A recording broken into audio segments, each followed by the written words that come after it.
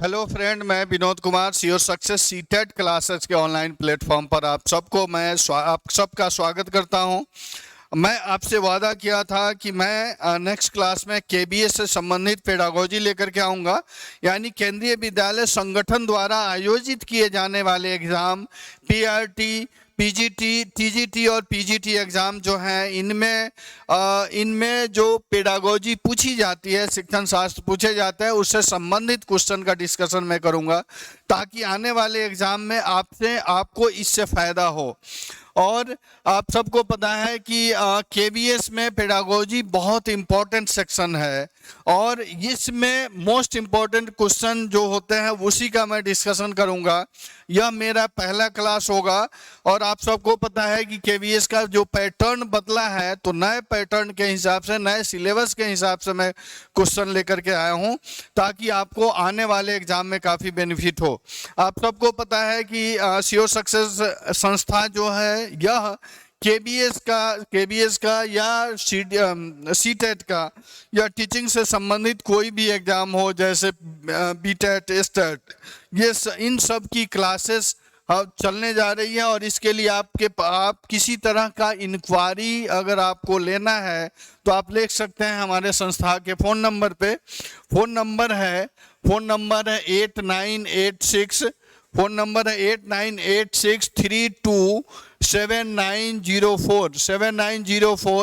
यानी phone number देखिएगा, मैं रिपीट कर रहा हूँ 8986327904 पर फ़ोन करके किसी तरह की क्यूरी आपको हो तो आप यहाँ जानकारी प्राप्त कर सकते हैं। इस पर फ़ोन भी कर सकते हैं, व्हाट्सएप भी कर सकते हैं। चलिए आइए स्टार्ट करते हैं हम लोग क्वेश्चन डिस्कशन। जो आने वाले केबीएस के एग्ज़ाम हैं इसमें काफ़ी बेनिफिट होगा आपको और यह बहुत इम्पोर्टेंट नए सिलेबस के हिसाब से ये प्रश्न है यहाँ पे। चलिए देखते हैं। प्रश्न पूछा जा रहा है, एक अच्छे शिक्षक को सबसे ज़्यादा संतोष डैश से मिलता है।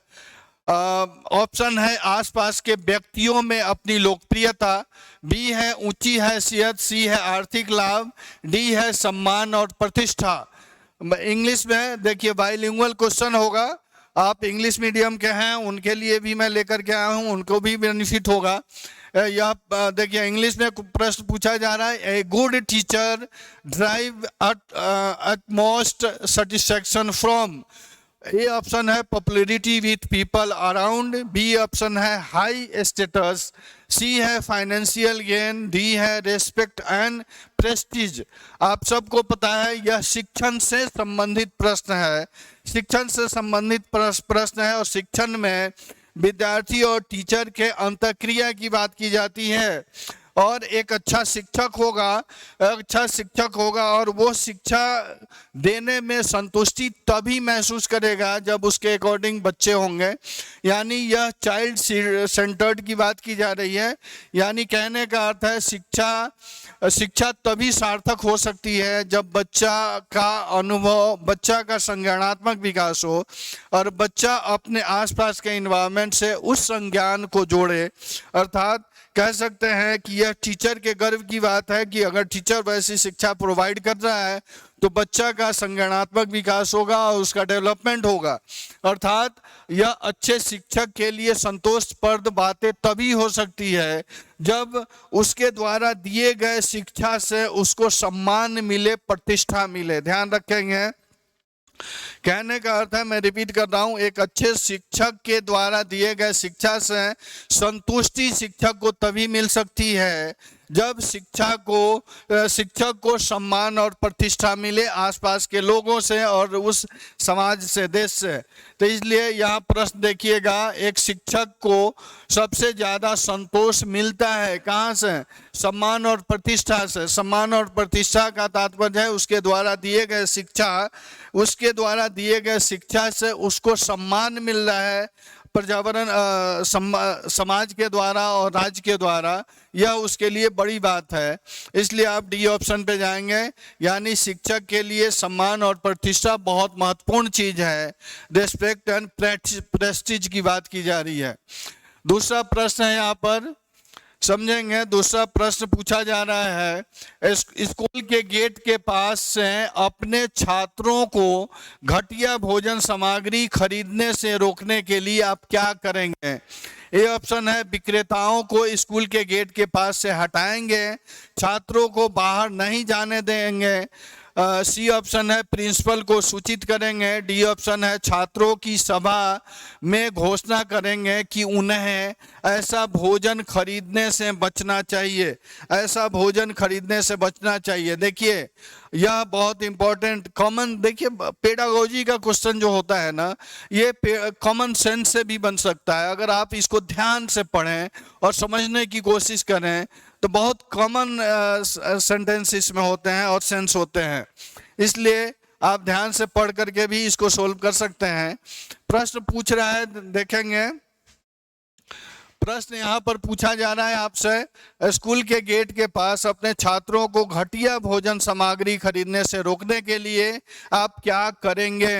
ए ऑप्शन है विक्रेताओं को स्कूल के गेट के पास से हटाएंगे, बी ऑप्शन है छात्रों को बाहर जाने से रोकेंगे, सी ऑप्शन है प्रिंसिपल को सूचित करेंगे, डी ऑप्शन है छात्रों को सभा में भोजन करने घोषणा करेंगे कि उन्हें ऐसा भोजन खरीदने से बचना चाहिए, उन्हें अपना ऐसा भोजन खरीदने से बचना चाहिए। अर्थात यह बच्चों को हम समझाएंगे, शिक्षक का दायित्व होगा कि वो बच्चों को समझाए और अवेयर करवाए कि खराब भोजन से उसके स्वास्थ्य पर प्रतिकूल प्रभाव पड़ सकता है, उसकी स्वास्थ्य खराब हो सकती है। इसलिए हम बच्चों की सभा करेंगे और उसमें घोषणा करेंगे, समझाने की कोशिश करेंगे कि ऐसे भोजन करने से, खरीदने से बचे। इसलिए आप डी ऑप्शन पे जाएंगे। चलिए नेक्स्ट प्रश्न है, नेक्स्ट प्रश्न पूछा जा रहा है यहाँ पर, प्रश्न है जब कुछ छात्र कक्षा के अनुशासन में बाधा डालते हो तो आप क्या करेंगे? जब छात्र कक्षा के अनुशासन में बाधा डालता हो तो आप क्या करेंगे? ए ऑप्शन है छात्रों को डराने के लिए उनसे कुछ को निष्कासित करेंगे, बी है प्रिंसिपल को सख्ती से रिपोर्ट करेंगे, सी ऑप्शन है छात्रों के साथ बेहतर पारस्परिक संबंध बनाने की दिशा में काम करेंगे, डी ऑप्शन है उन छात्रों को सख्त सजा देंगे, उन छात्रों को सख्त सजा देंगे। यानी पूछा जा रहा है, आपसे पूछा जा रहा है कि आप अगर कक्षा ले रहे हैं, क्लास ले रहे हैं और कुछ छात्र जो हैं कक्षा के अनुशासन में बाधा डाल रहे हैं तो आप क्या करेंगे? आप क्या करेंगे? आपसे पूछा जा रहा है कि अच्छे टीचर अगर आप हैं तो आप क्या इसको कंट्रोल कैसे करेंगे? तो छात्रों के साथ बेहतर पारस्परिक संबंध बनाने की दिशा में काम करेंगे। ध्यान रखेंगे, एक अच्छे टीचर का दायित्व बनता है कि वो स्कूल क्लास के सभी बच्चों के साथ अंतर संबंध बनाए, यानी पारस्परिक संबंध बनाए, अपनी बातों को उनके सामने रखे और उनके बातों को सुने। अर्थात जब पारस्परिक संबंध बन जाएगा तो बच्चों में ये इस तरह की एक्टिविटी नहीं होंगी और बच्चे जो हैं कक्षा में टीचर के अनुपालन को, अनुदेशों को, आज्ञा को समझेंगे और उसका पालन करेंगे। इसलिए आप ध्यान रखेंगे, यह सी ऑप्शन पे जाएंगे, छात्रों के साथ बेहतर पारस्परिक संबंध बनाने की दिशा में आप काम करेंगे।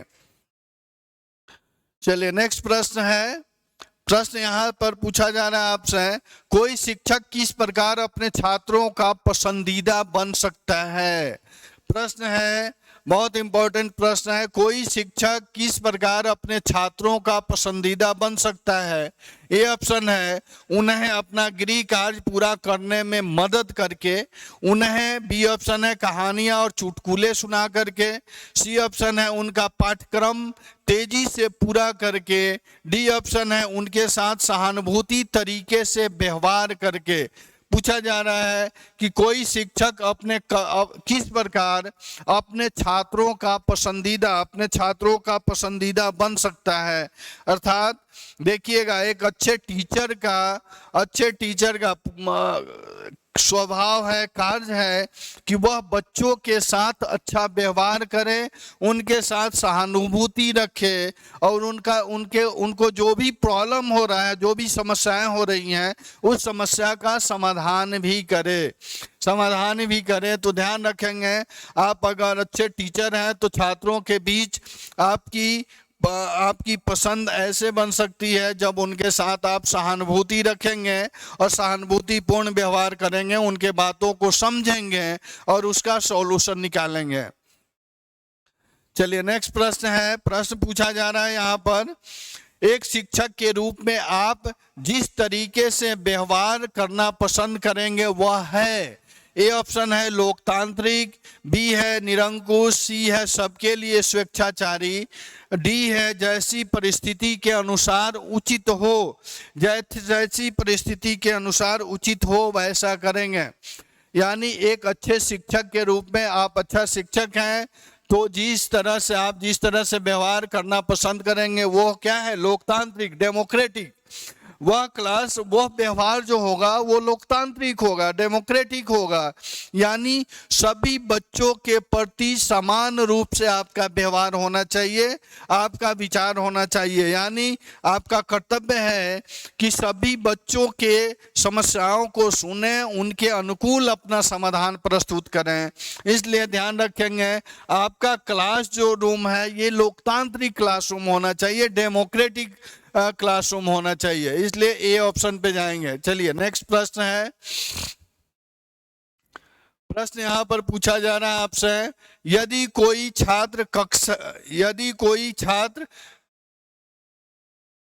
कोई अच्छा छात्र अनुशासनहीन तरीके से व्यवहार करना शुरू कर दे तो आप क्या करेंगे। ए ऑप्शन है उसके माता पिता को शिकायत करेंगे, बी ऑप्शन है प्रिंसिपल को रिपोर्ट करेंगे, सी ऑप्शन है उसकी समस्या जानने और मदद करने का कोशिश करेंगे, डी ऑप्शन है उसे ठीक करने के लिए सख्ती से उसे दंड देंगे। ध्यान रखेंगे यह प्रश्न, देखिए सभी प्रश्न एक दूसरे से रिलेटेड हैं, ये इंटरलिंक हैं प्रश्न, इसलिए आप घबराएंगे नहीं। और इसी नेचर के प्रश्न पूछे जाते हैं। केवीएस का जो भी एग्जाम होता है उसमें पेडागोजी से संबंधित जो प्रश्न होते हैं इसी नेचर के होते हैं, तो इसलिए आप घबराएं नहीं। प्रश्न पूछा जा रहा है कि यदि कोई अच्छा छात्र अनुशासनहीन तरीके से व्यवहार करना शुरू कर दे तो आप क्या करेंगे। तो आप अच्छे शिक्षक तभी होंगे जब उस बच्चा की समस्या को समझेंगे, यानी आप समझने की कोशिश करेंगे कि अच्छा यह बच्चा जो है, यह छात्र जो है ऐसा व्यवहार क्यों कर रहा है। यानी पहले से वो अनुशासन रखता है, क्लास में सभी बातों को करता है, समझता है, लेकिन अचानक उसका व्यवहार अनुशासनहीन हो गया तो आखिर क्यों हुआ, तो इसको आप समझेंगे। यानी आपका कर्तव्य रहेगा कि उसकी समस्या को जाने, समस्या को समझें और उस समस्या को समाधान करने में, सॉल्यूशन निकालने में आप उसकी मदद करें। अर्थात देखेंगे सी ऑप्शन, इसकी समस्या जानने और उसे मदद करने की आप कोशिश करेंगे। नेक्स्ट प्रश्न है यहाँ पर पूछा जा रहा है आपसे, ध्यान रखेंगे। प्रश्न पूछा जा रहा है, यदि किसी बच्चे के माता पिता रिपोर्ट करते हैं कि उसे झूठ बोलना शुरू कर दिया है और गृह कार्य की परवाह नहीं करता है तो आप क्या करेंगे। ए ऑप्शन है कक्षा के सामने उसकी पोल खोलेंगे और उसे अपमानित करेंगे, सी ऑप्शन है उस बच्चे के प्रति ज़्यादा सतर्क रहेंगे और उसे परामर्श देंगे, सी ऑप्शन है कुछ खास परवाह नहीं करेंगे क्योंकि माता पिता को इस बारे में पहले से ही पता है, डी ऑप्शन है बच्चे को दंडित करेंगे। ध्यान रखेंगे, बच्चे को दंडित करेंगे। ये 4 ऑप्शन दिए गए हैं आपके पास और पूछा जा रहा है प्रश्न, यदि किसी बच्चे के माता पिता ने रिपोर्ट की, शिकायत की आपसे कि उसका बच्चा उससे झूठ बोलना शुरू कर दिया है और गृह कार्य जो भी होमवर्क दिया जाता है उसकी परवाह नहीं करता है, समय पे करता नहीं है, तो आप क्या करेंगे। तो आप क्या करेंगे, यानी आप उस बच्चे के प्रति ज़्यादा सतर्कता अपनाएंगे, ज़्यादा सतर्क रहेंगे, उस बच्चे के प्रति ज़्यादा सतर्क रहेंगे और उसे परामर्श देंगे, उसे समझाने की कोशिश करेंगे, ना कि उसको दंड देंगे, ना कि उसको क्लास में इग्नोर करेंगे। अगर इग्नोर करेंगे तो वो गिल्ट फील करेगा, दंडित देंगे तभी वो उसका स्वभाव परिवर्तित नहीं होगा। आप उसको सलाह देंगे, समझाएंगे, परामर्श देंगे और उसको परामर्श दे करके उसकी समस्या को सुनने और समझने की कोशिश करेंगे, यानी समर्थ रहेंगे, क्योंकि आपको पता है कि यह बच्चा अब परिस्थिति के अनुकूल नहीं है, यानी झूठ बोल रहा है, अनैतिक कार्य कर रहा है, यानी वो जो होमवर्क दे दिए जा रहे हैं उसको पूरा नहीं करता है समय पे, तो आप समझाने की कोशिश करेंगे और सतर्कता अपनाएंगे। चलिए नेक्स्ट प्रश्न है, यहाँ पर प्रश्न पूछा जा रहा है, किसी अच्छे शिक्षक की प्रशंसा के लिए सबसे उपयुक्त किस बात को माना जाता है? ए ऑप्शन है उसकी आर्थिक हैसियत, बी ऑप्शन है समाज में लोकप्रियता, सी है ज्ञान और सम्मान, डी है अधिकार और ताकत। अधिकार और ताकत पूछा जा रहा है, किसी अच्छे शिक्षक की प्रशंसा के लिए उसके सबसे उपयुक्त किस बात को माना जाता है? तो ध्यान रखेंगे, सबसे उपयुक्त समाज में लोकप्रियता, समाज में लोकप्रियता। अगर अच्छा शिक्षक है तो ज्ञान और सम्मान, ये भी सही है, यानी ज्ञान और सम्मान के लिए ध्यान रखेंगे। अच्छे शिक्षक की लोकप्रियता तभी हो सकती है जब उस शिक्षक को ज्ञान हो और उसका समाज में सम्मान हो। समाज में सम्मान हो तभी उसकी पॉपुलैरिटी रह सकती है, यानी उसके नॉलेज रहेगा तभी रेस्पेक्ट होगा, और नॉलेज का डिलीवर भी उस परिस्थिति के हिसाब से होना चाहिए। चलिए नेक्स्ट प्रश्न है, प्रश्न यहाँ पूछा जा रहा है, प्रारंभिक शिक्षक को किस बात की ऊंची प्राथमिकता देनी चाहिए? प्रश्न पूछा जा रहा है, प्रारंभिक शिक्षक को किस बात की ऊंची प्राथमिकता देनी चाहिए? ए ऑप्शन है माता पिता के साथ बातचीत, बी है साथी शिक्षकों को समझाना, सी है समुदाय को समझाना, डी है बच्चों को समझाना। ध्यान रखेंगे, प्रश्न यहाँ से आपसे पूछा गया प्रारंभिक शिक्षक, प्रश्न पूछा गया है, ध्यान रखेंगे, प्रारंभिक शिक्षक को किस बात की ऊंची प्राथमिकता देनी चाहिए? ऊंची प्राथमिकता देनी चाहिए यानी बच्चों को समझाना। इस सब में जितने ऑप्शन है, इस ऑप्शन में देखेंगे कि प्राथमिक शिक्षक को पहली प्राथमिकता ये होनी चाहिए कि वो बच्चों को समझाए और बच्चों से बात करे। चलिए नेक्स्ट प्रश्न है, छात्रों की पढ़ाई पूछा जा रहा है, यहाँ पर छात्रों की पढ़ाई में स्पष्ट रूप से सुधार आता है जब, छात्रों की पढ़ाई में स्पष्ट रूप से सुधार आता है जब, ए ऑप्शन है छात्र लक्ष्य केंद्रित और सक्रिय हो जाते हैं, बी है शिक्षक सक्रिय हो, सी है संस्था का प्रमुख सतर्क और असरदार रहे, डी है माता पिता सक्रिय और सहयोगी हो, माता पिता सक्रिय और सहयोगी हो। ध्यान रखेंगे, छात्र की पढ़ाई में स्पष्ट रूप से सुधार आता है जब, प्रश्न पूछा जा रहा है छात्र के पढ़ाई में स्पष्ट रूप से सुधार तभी आता है जब छात्र लक्ष्य केंद्रित हो और सक्रिय हो, यानी स्टूडेंट जो है वह अपने लक्ष्य पर, अपने गोल पर फोकस्ड हो और उसको पूरा करने के लिए एक्टिव हो, यानी यह ए ऑप्शन पे जाएंगे, छात्र लक्ष्य केंद्रित हो और सक्रिय हो। चलिए नेक्स्ट प्रश्न यहाँ पर पूछा जा रहा है, प्रश्न है निम्नलिखित में से कौन सा वह मुख्य कारण है जिससे छात्र स्कूल से भागते हैं? बहुत इंपॉर्टेंट प्रश्न है, ध्यान रखेंगे, निम्नलिखित में से कौन से महत्वपूर्ण कारण है जिससे छात्र स्कूल से भागते हैं? ए ऑप्शन है रोचक शिक्षक विधियों की कमी, रोचक शिक्षक विधियों की कमी, डी है शिक्षकों का छात्रों के प्रति कठोर रवैया, सी है छात्रों की पढ़ाई में रुचि की कमी, डी है छात्रों के घरों से स्कूल की दूरी। स्कूल की दूरी आप ध्यान रखेंगे। मुख्य कारण की बात की जा रही है कि वह कौन सा मुख्य कारण है जिसमें छात्र स्कूल छोड़ करके भाग जाते हैं। तो ध्यान रखेंगे मुख्य कारण है कि वह छात्रों के अनुकूल टीचिंग पद्धति यानी टीचिंग प्रक्रिया है वो नहीं अपनाई जाती है, यानी रोचक शिक्षक विधि नहीं होती है, शिक्षण विधि नहीं होती है, जिसके वजह से छात्र भाग जाते हैं स्कूल से। यानी टीचर का कर्तव्य है कि बच्चों के मूड को समझे और उसके अनुकूल शिक्षा दे और उसके लिए टीचिंग एड का प्रयोग करे। आपकी राय में स्कूल के छात्र संघ गठित करने का क्या प्रभाव होता है? आपकी राय में स्कूल में छात्र संगठित करने का क्या प्रभाव होता है? ए ऑप्शन है अनुशासनहीनता को बढ़ावा देना, बी है छात्रों का समय बर्बाद करना, सी है छात्रों में नेतृत्व क्षमता विकसित करना, डी है शिक्षकों का कार्यभार बढ़ता है। शिक्षकों का कार्यभार बढ़ता है, पूछा जा रहा है शिक्षकों का कार्यभार बढ़ता है। यानी आपकी राय में स्कूल के छात्र संगठित करने का क्या प्रभाव होता है? ध्यान रखेंगे छात्रों में नेतृत्व क्षमता विकसित करने की प्रवृत्ति होती है। इसमें छात्र संगठित किया जा रहा है, इसका अर्थ है कि वह संस्था छात्रों में नेतृत्व क्षमता विकसित करने का प्रयास करा रहा है और उसके द्वारा किया जा रहा है। चलिए नेक्स्ट प्रश्न है यहाँ पे,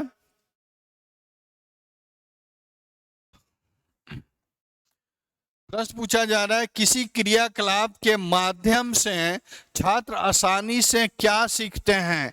ए ऑप्शन है क्रियाकलाप सृजनात्मक होता है, बी है क्रियाकलाप सृजनात्मक होता है, क्रियाकलाप शारीरिक कार्य शामिल होता है, क्रियाकलाप में शारीरिक कार्य शामिल होता है, क्रियाकलाप में छात्र द्वारा खुद शुरू किया जाता है, क्रियाकलाप छात्र द्वारा खुद शुरू किया जाता है। ध्यान रखेंगे कह रहा है यह learning easily through the an activity, यानी एक्टिविटी जब किया जाता है छात्रों के साथ तो उस एक्टिविटी में क्या चीज़ें शामिल होती हैं, क्या किन चीज़ों को शामिल किया जाता है इसकी बात की जा रही है। यानी क्रियाकलाप जो भी एक्टिविटी होती है छात्र द्वारा खुद शुरू किया जाता है, यानी उसमें स्टूडेंट पार्टिसिपेशन की बात की जाती है। कोई भी एक्टिविटी है, कोई भी क्रियाकलाप है तो कोशिश होना चाहिए कि उस एक्टिविटी में छात्रों की भागीदारी ज़्यादा हो। सबसे ज़्यादा अगर छात्र भागीदारी निभाएंगे तो वो उसमें वो प्रोग्रेस करेंगे, उनकी एक्टिविटी सक्षम होगी। चलिए नेक्स्ट प्रश्न है यहाँ पर, अच्छा शिक्षक वह होता है जो सख्त अनुशासन बनाए रखता है, छात्रों को अच्छे अंक पाने के तरीके सिखाता है, रोचक तरीके से पढ़ाता है ताकि बच्चों को पढ़ाई में मजा आए, कभी छुट्टी नहीं लेता। ध्यान रखेंगे अच्छा शिक्षक वही होता है जब वह रोचक तरीके से पढ़ाए और पढ़ाते समय ताकि बच्चों को मन लगे और वो बोर फील ना करें, उबे नहीं। चलिए नेक्स्ट प्रश्न है यहाँ पर, प्रश्न पूछा जा रहा है मनोविज्ञान सामान्यतः मानव डैश से संबंधित होता है। ए है भावनाओं से, बी है विचारों से, सी है आचरण से, डी है ये सभी। पूछा जा रहा है कि मनोविज्ञान psychology generally deal with human की बात की जा रही है, यानी मनोविज्ञान सामान्यतः मानव के भावनाओं से भी संबंधित है, विचारों से भी संबंधित है और आचरण से भी संबंधित है, इसलिए आप डी ऑप्शन पे जाएंगे। साइकोलॉजी जो है मानव के भावनाओं, विचारों और आचरण से यानी तीनों कंपोनेंट से संबंधित होता है। चलिए नेक्स्ट प्रश्न है यहाँ पर, प्रश्न पूछा जा रहा है आम अर्थ में शिक्षण अधिगमता का अभिप्राय है। Generally speaking teaching aptitude applies, यानी ए ऑप्शन है शिक्षा देने की तीव्र इच्छा, बी है शिक्षण के प्रति समर्पण, सी है शिक्षा देने की क्षमता रखना, डी है ये सभी। यानी आम अर्थ में शिक्षण अभिक्षमता का अभिप्राय है, शिक्षण अभिक्षमता का अभिप्राय पूछा जा रहा है यहाँ से। यानी शिक्षण अभिक्षमता का अभिप्राय है शिक्षण देने की तीव्रता होनी चाहिए, शिक्षण के प्रति समर्पण भी होनी चाहिए, शिक्षा देने की क्षमता भी रखनी चाहिए। यानी ये सभी ऑप्शन सही हैं, ये सभी ऑप्शन सही हैं। डी ऑप्शन पे जाएंगे। नेक्स्ट प्रश्न है यहाँ पर, प्रश्न पूछा जा रहा है बच्चे का पहला शिक्षक कौन होता है? ए है माहौल परिवेश, बी है शिक्षक, सी है माता पिता, इनमें से कोई नहीं। पूछा जा रहा है कि बच्चा का प्राइमरी स्टेज में बच्चा का प्रारंभिक शिक्षक कौन होता है? तो ध्यान रखेंगे, बच्चा के प्रारंभिक शिक्षक की बात की जाए तो पहला शिक्षक जो होता है बच्चे के माता पिता होते हैं। पहले शिक्षक बच्चे के माता पिता होते हैं, क्योंकि उन्हीं से बच्चा सीखना शुरू करता है।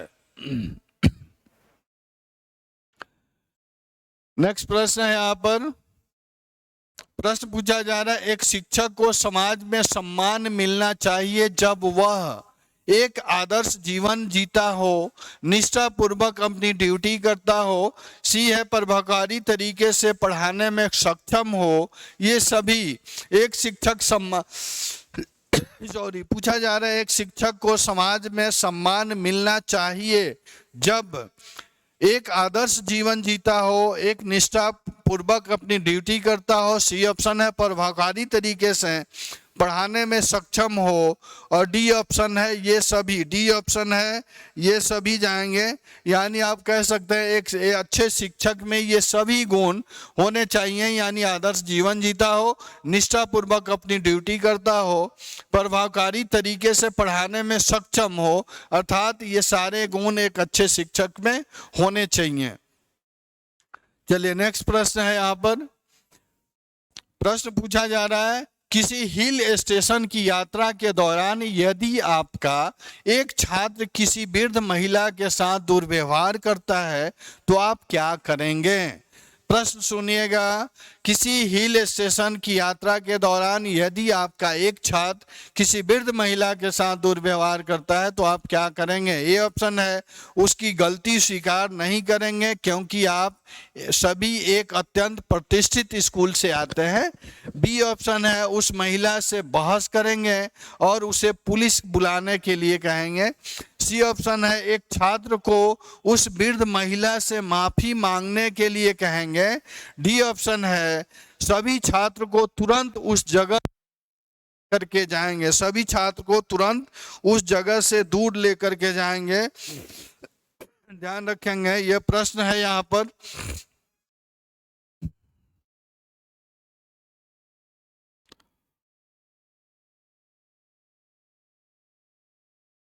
देखिए प्रश्न पूछा जा रहा है, यहां से हम ले रहे हैं। प्रश्न पूछा जा रहा है, प्रश्न आप समझ रहे हैं। किसी हिल स्टेशन के दौरान आपका छात्र वृद्ध महिला से व्यवहार करता है, दुर्व्यवहार करता है, तो आप उस छात्र को वृद्ध महिला से माफ़ी मांगने के लिए कहेंगे। उस छात्र को समझाएंगे और समझा करके कहेंगे कि वृद्ध महिला से अपने गलतियों का माफ़ी मांगे और फिर निर्देश देंगे कि ऐसा गलती वो ना करे।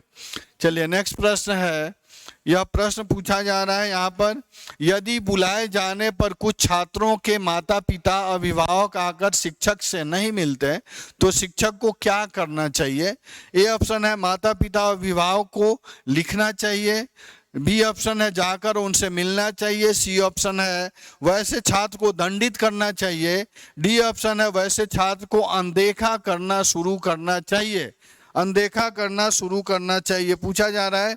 यानी शिक्षक का कर्तव्य है, अगर मान लीजिए छात्र के अभिभावक को बुला रहे हैं और किसी कारणवश वो अभिभावक नहीं आ रहे हैं तो शिक्षक का कर्तव्य है कि वो जा करके मिले और मिल करके अपनी बात को रखे। चलिए नेक्स्ट प्रश्न है यहाँ पर,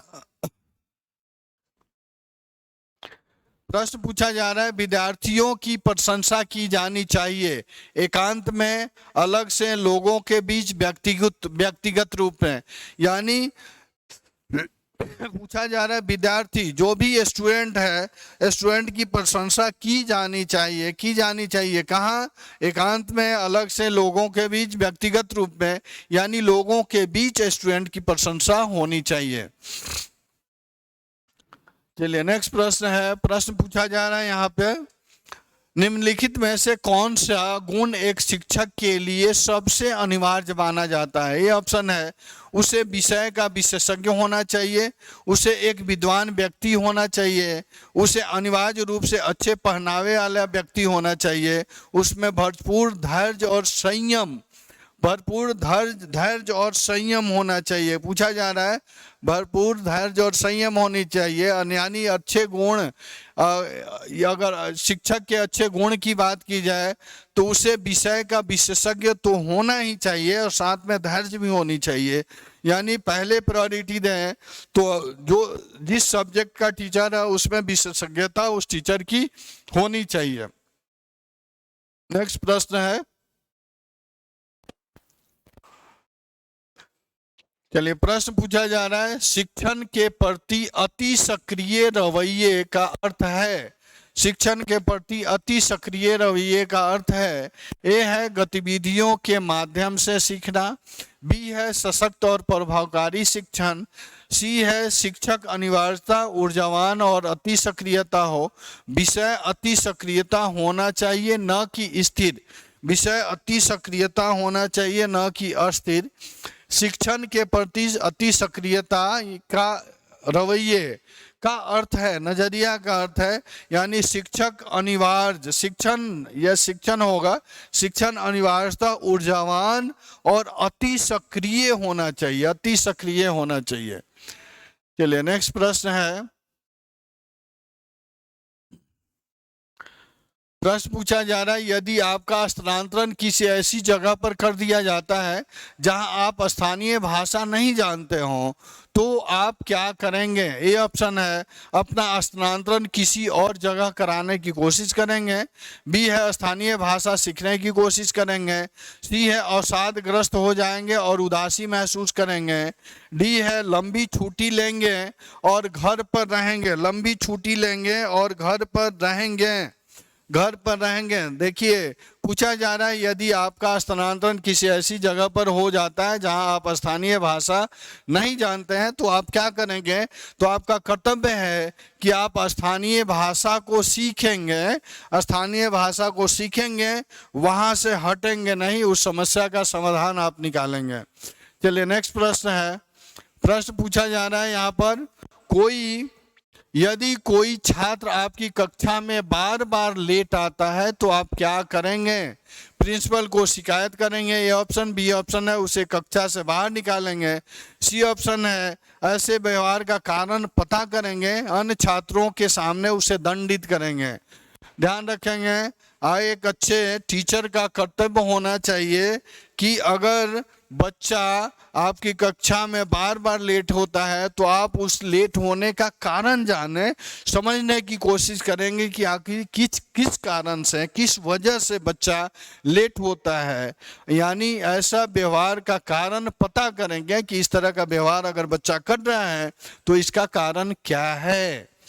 चलिए आज हम लोग छोटे छोटे प्रश्नों को देखने की कोशिश किए हैं क्योंकि आज फर्स्ट क्लास था, फिर हम लोग धीरे धीरे एडवांस के तरफ बढ़ेंगे और यहीं से मोस्टली प्रश्न पूछे जाएंगे। देखिए केबीएस के पेडागोजी में बहुत नॉर्मल प्रश्न पूछे जाते हैं, ध्यान रखेंगे, इसलिए घबराएं नहीं और अपनी तैयारी करते रहें और प्रैक्टिस करते रहें। साथ में जितने क्वेश्चन है, अगर आप पीजीटी और टीजीटी की तैयारी कर रहे हैं तो स्पेसिफिक सब्जेक्ट का करें और साथ में पेडागोजी का भी करें, लैंग्वेज पर भी ध्यान रखें क्योंकि सभी सेक्शन में पास होना जरूरी है और मार्क्स आना जरूरी है, तभी आप मेन मेरिट में आएंगे।